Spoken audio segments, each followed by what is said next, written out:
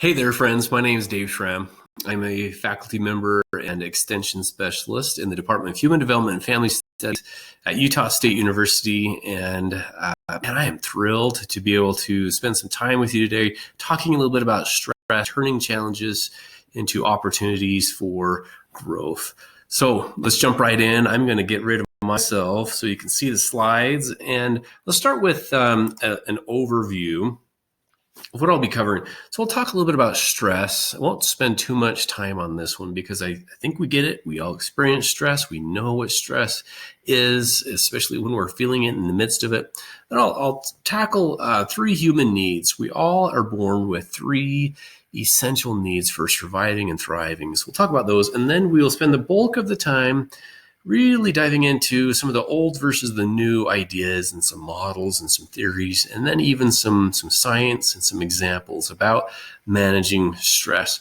So let's jump right in. Here are some definitions. The non-specific response of the body to any demand for change. So that was 1936. That non-specific response, there's a change that occurs, and that equals stress.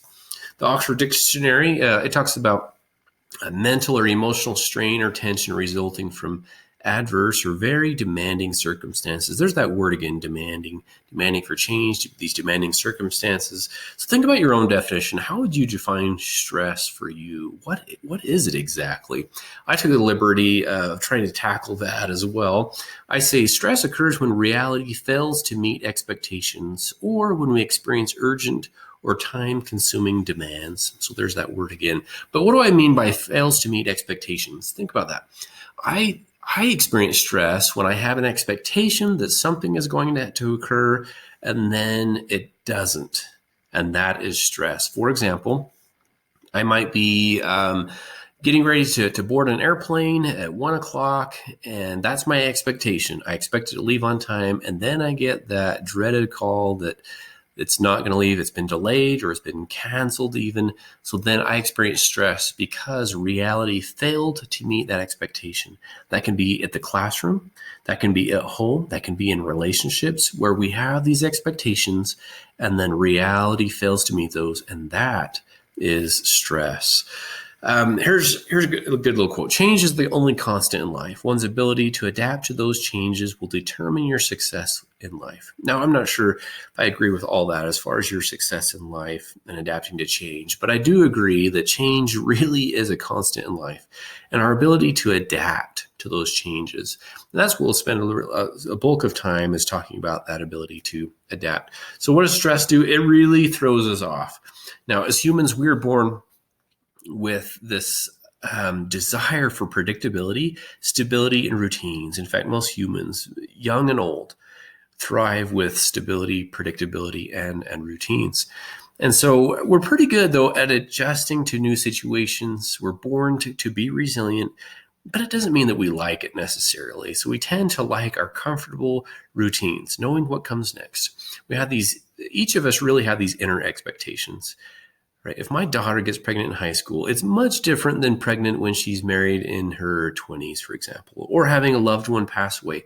For most, it's easier to cope with that stress or with that death when it's known, when it's expected. For example, that they have cancer and they're older and they have some time. We have some time to develop those relationships and to kind of process that change rather than compared to let's say a car accident. When that's sudden, it's very sudden, that changes. We don't have time to adapt to that. So we tend to do best with, again, when we expect things and there's stability and routine. So the goal is not to have zero challenges or stressors, but really to balance and manage them in healthy and helpful ways. So different types of stressors. Most of us do well with certain types of stressors. We call them stimulation. And maybe an opportunity to kind of rise above in sports, right? We get ready, gear ourselves up to get in the zone, or we have a project due and it just kind of gets us a little bit of energy, a little bit of adrenaline to kind of get us going is actually pretty good.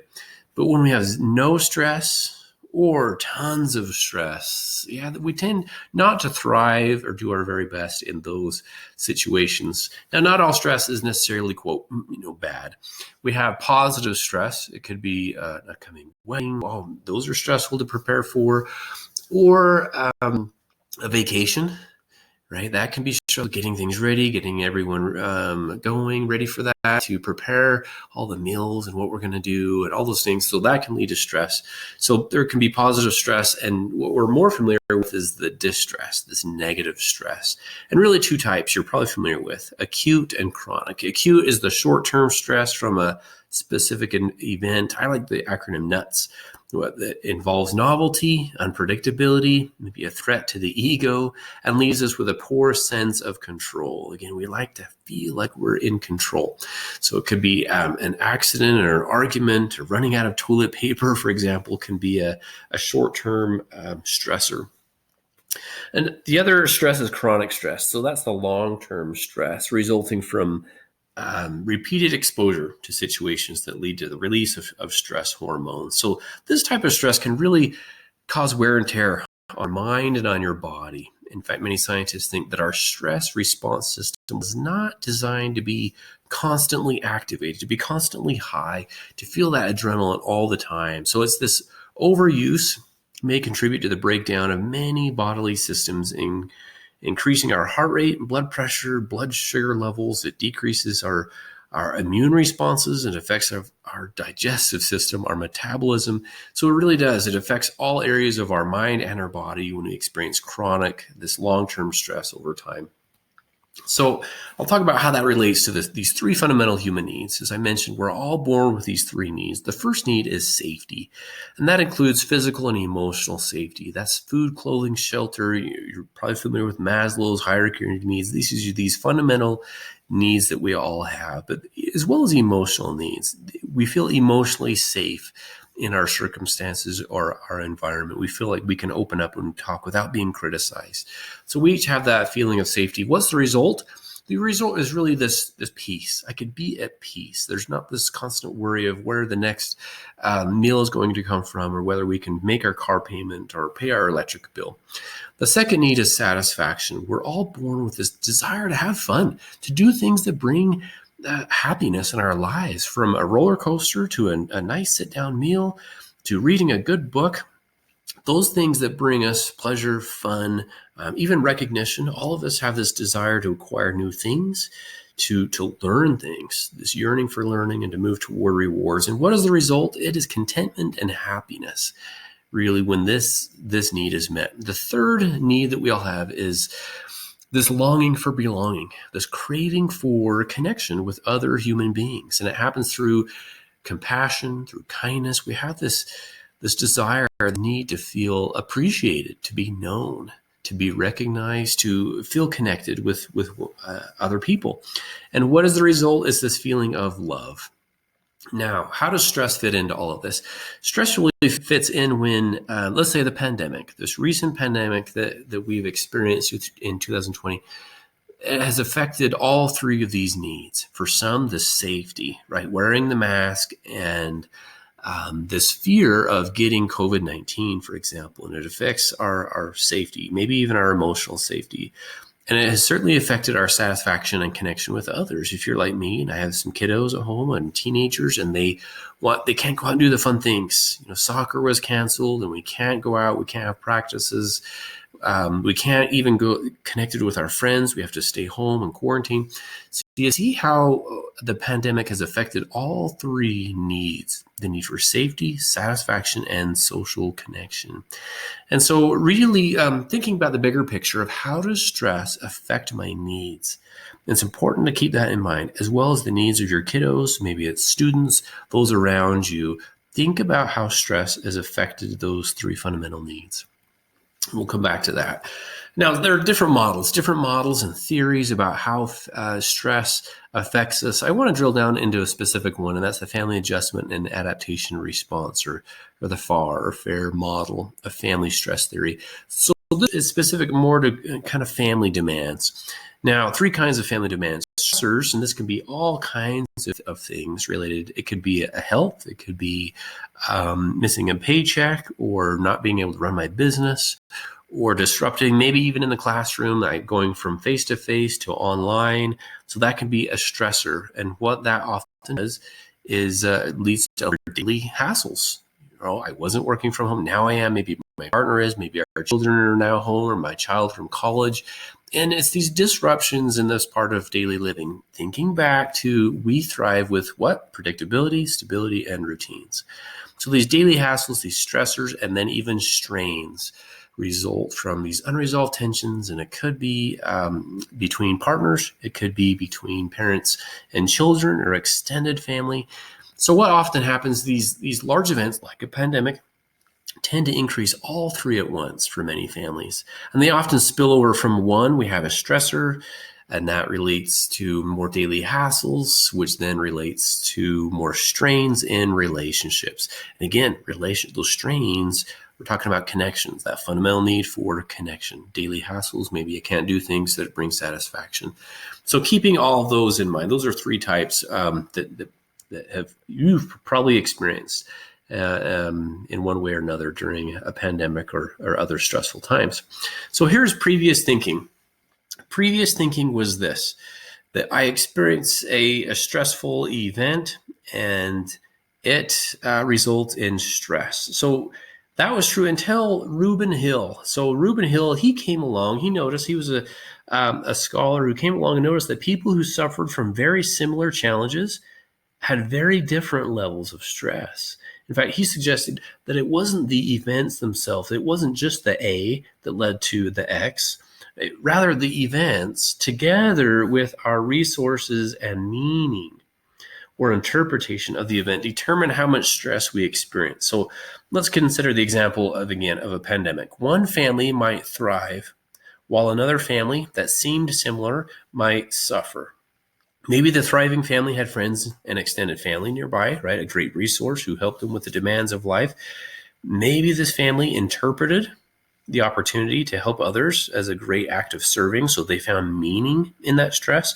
Maybe they leaned on their religious faith, their neighbors, their teachers, and so forth. So resources can be huge. This can actually be huge. Part of managing stresses. In contrast, another family might be far from family and friends. Maybe they feel very alone. Maybe it's a single parent, or English is a second language. So this lack of resources makes the event, in this case the pandemic, far more challenging. So the stress from an event also depends on, so it's the resources and it's the meaning, which depends on perspective. If a family has had numerous challenges in the past, and then their experience with challenges and overcoming or managing them will influence the level of stress. Maybe they've had a lot of health challenges and they've been able to manage them, and so they feel like, yes, I can do this. The same principle applies to all forms of stress. It can be parenting and family struggles, sickness, financial problems, whatever it is. When we bring our resources and positive meanings to the challenging events, we're more likely to do well compared to if we lack resources or have this gloomier outlook on this event. So this is actually good news. It means we're not the helpless victims of life. We can rally our resources. We can change the meaning of problems by the way that we think about them. And what I've decided, I actually added personality, because I think when something stressful happens, yes, it depends on our resources, our meaning, but also our personality. And I'll talk a little bit more about what I mean by that. So here is, if you're visual, here's a little example of a model of what that might look like. We have the pandemic, we have this event, and it doesn't just relate to stress, and no one experiences this the same way. Some, it's actually a great thing having people home. So, and that may be the meaning, the C, right? It can be challenging, it can be life-changing. For others, it's like, this is wonderful. We've been able to have so much family time, and life is less hectic. So how they interpret it is the C, the resources, the social support. Maybe I have a lot of people I can reach out to, have access to Zoom or whatever it is. And it interacts with the D, that personality. So our personality and how we perceive things actually influences that C, right? Our personalities do. So let's talk about that B, the resources. What tools do you have? Think about, what do you rely on when you experience stress? What has really gotten you through stressful times, such as a pandemic? What are some things that you've been able to rely on? For some, it's personal strengths. They rely on their strengths. Maybe it's their patience. Maybe it's their ability to persevere. Others, it's been friends and neighbors and families, or a hobby. It's been puzzles. It's been creativity. Maybe it's drawing. It's getting outside and going for walks, exercises. Maybe it's been their faith. Some are writing in their journals and finding that as a helpful resource. Many are actually relying on pets. It's interesting, family pet. When you're caring for others and you think about and you're providing this pleasure for this animal, you're taking care of, feeling this sense of contributing, especially for those perhaps who are elderly or single. Pets can be a big one. Savings. What about finances? For some, for example, if they're have furloughed or if they've hit a financial struggle, if they have this savings, then they may not experience the same stress as someone who didn't have savings but experienced the exact same stress. Does that make sense? Mentors, counselors, people that rely on, all are great resources to help. So relying on what you have and then expanding those resources. So what about the C? The meaning. This one's a big one. How do you make sense of challenges? Really, it's the view which we have of them. I'll share some interesting studies and resources here. So we ask ourselves, what can be learned from this instead of what has been burned from this? A lot of how we manage stress depends on the meaning, how we view this, as what can I learn from this experience? So challenges really can help us to, and these are three big ones that I really want to highlight. Challenges can help us to, one, draw closer to other people. Do you remember back to the three needs: safety, satisfaction, and connection? This is that one. Challenges can help us draw closer to other people, make those connections. It can help us develop greater compassion or empathy or humility or patience or kindness, gratitude, all of this. Challenges can help us develop greater values. And then we learn to value the simple things in life. For many people, what a challenge and a stress does is they learn to appreciate maybe their health, maybe the simple things in their life. So that's it all depends on perspective, how you perceive it. So let's take a look.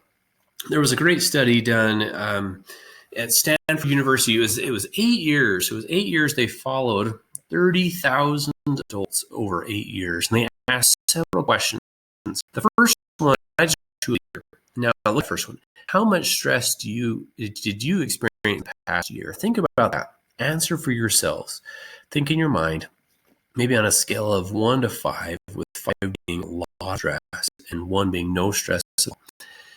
So now, interesting, those who answered that they experienced a lot of stress, maybe it was a 5 on that scale, they actually experienced a 43% increased risk of dying the following year in this study, for those in this study, this 8-year study. Now, this was only true for those who also answered how they answered that second question. Do you believe stress is harmful for your health? And some people said, oh yeah, it's very harmful to health. And others said, no, I don't think it is. It's not as harmful to my health, maybe as I once thought. So it turns out that 43% increased risk in dying is only true for those who answered yes or strongly agree to both of those questions. So it was the combination of experiencing a lot of stress and believing that stress is harmful to your health. That's what led to about 20,000 deaths per year in the United States, is not from stress, but from believing that stress is bad for you. So it ends up being the 15th leading cause of death in the United States. So here's another study. This one tracked 1,000 people over 5 years. And predictably, the ones who experienced recent major stressful events, right, such as financial difficulties, for example, they experienced a 30% increased risk of dying. But, surprise, those who spent time caring for others showed absolutely no increase in dying. Isn't that fascinating? And so this is a great TED talk that you should listen to. It's by Kelly McGonigal, and it's called "How to Make Stress Your Friend." How to make stress your friend. Watch it, because what she talks about is when you change your mind about stress, you actually can change your body's response to stress. So when you feel stress happening, instead of being, oh my goodness, I can't handle this. This is my heart is killing me. Simply pause and tell yourself this: wow, this is interesting. My body is preparing for this stress. My heart rate is increasing. My respirations are changing because of the stress. It's preparing me. So it turns out, Kelly Michael says this: the harmful effects of stress on your health are not inevitable. How you think and how you act can transform your experience of stress. When you choose to view your stress response as helpful, you create the biology of courage. Let me repeat that. When you view your stress response as helpful rather than harmful, you create the biology of courage. And when you choose to connect with others under stress, you can create resilience. You can say, wow, and how is that? Because oxytocin is released when you connect with another person, motivating you to reach out for support. Isn't that amazing? So it's how you view your stress. This is still part of that C, how we make meaning of stress. The second one, your reality really is our choice. When people say stress, it's all in your head, really, in some ways they're right, because it's not the stressor that's making the difference. It's how you view the stressor. It's how you make sense from it. So our brains, we receive about 11 million pieces of information every second from our environment. That's a lot. Most of it is processed subconsciously, but we can only process about 40 bits per second. That means that we have to choose what we focus on and what to dismiss or ignore. That means if we're actually wired to focus on threats, on the negativity. In fact, we're born with 5 times as many neurons that are wired for threats. But if we're shaped by what we focus on, so that means I can think about all the negatives, all the stress, and all the worry, and all the tension that's going on, and that automatically means that I can see less positives. Or I can change my mindset and choose to think about more positives around me. Now, this next one, think about this. All of us experience all kinds of emotions, and we experience them nearly always in the present. So we're experiencing emotions in the present moment, but many of our emotions are anchored in the past or in the future. For example, grief, anger, regret, sadness, guilt. When we're sad in the present, but we're usually sad about the past, about something that has happened in the past. Same with anger. Think about anger. You can be angry in the present, but it's anchored about something that has happened typically in the past. Hate, hurt, envy, embarrassment, even embarrassed now, but it's about something that just occurred maybe in the past. Now the same thing happens in the future. Many of these we label them negative emotions, are anchored in the future. Anxiety, fear, stress, what we're talking about with this one, we're stressed often about something in the future. It's this worry, it's this anxiety, it's this fear, this nervousness, but it's a nervousness and this dread about what is going to happen, not what is happening in the present moment. Where most of the positive emotions are anchored right there in the present. Peace, love, happiness, joy, surprise, trust, relief, excitement is all in the present. So now what I'm not saying is just only focus on the present. We're supposed to experience all emotions. Pay attention, because if your 40 bits that we just learned about are always anchored in the past or anchored in the future, then we're unable to notice and appreciate and live in the present. And so I hope this is eye-opening a little bit. Where do you spend most of your time, your emotional time? In the past, present, or the future? Okay, so the D in all of this is our personality. I really believe that our personality is made up from our genetics and our environment. It plays a key role. And we tend to 4 distinct responses that correspond to our primary behavioral tendencies. When we experience stress, think about this. Which one are you? Or does it depend on the type of stress? Either we fight, flight, we take off, tolerate it, or just simply avoid it. Who are you? How do you process that? I encourage you to take this color code personality test. This one is free. You can get on. Now, it's not science, right? It's more pseudoscience. But what I think it does more than anything is that it brings understanding. So there are 4 different colors, right? The red, the blue, the white, and the yellow. Reds are their motive is primarily power, kind of power and control. Blue is more relationships, intimacy. That's the connection. White is more of the peace. Just keep the peace. It's going to be fine. It's okay in the midst of conflict, kind of the peacemakers. And then yellow is the fun lovers, the joy living, that's enthusiasm, and that spontaneous person. That's the yellow. And so you answer some questions, and they'll kick out kind of what numbers you are in each of these. So under stress on a bad day, what happens? The red, typically under control, and stress means oh, I don't have control, maybe all this. So what do they tend to do? They tend to minimize stress by using control, becoming bossy, demanding, aggressive, overbearing a little bit. You see the signs of stress. Blue, the nurturers, try to manage stress. They talk it out, rational thinking, maybe even blaming themselves. The peacemakers, what do they try to do? They try to turn outward and see the needs of others. Sometimes they withdraw, right? I want to avoid any kind of confrontation or stress. Maybe they ignore it, distract themselves.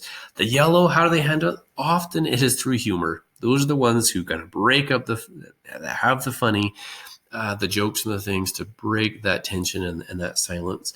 And so you can come back to this one. I came up with this little, I didn't come up with color codes, but came up with this little chart of maybe how these different personalities, how it is influenced by stress. So in summary, we can turn challenges into opportunities. We have to be aware of stress and how stress affects our needs of safety, satisfaction, and social connection.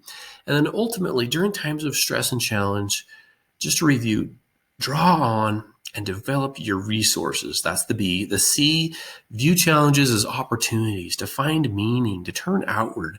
And C, really reflect on how your personality affects your response. Do you avoid it? Do you just tolerate it? Do you fight? Do you flight? So take a look about how and it brings understanding, and then make those changes necessary in your own lives. So I hope it's been helpful. For more resources and tips, visit my Facebook page, Dr. Dave USU, where I provide all kinds of tips and videos, or visit relationships.usu.edu.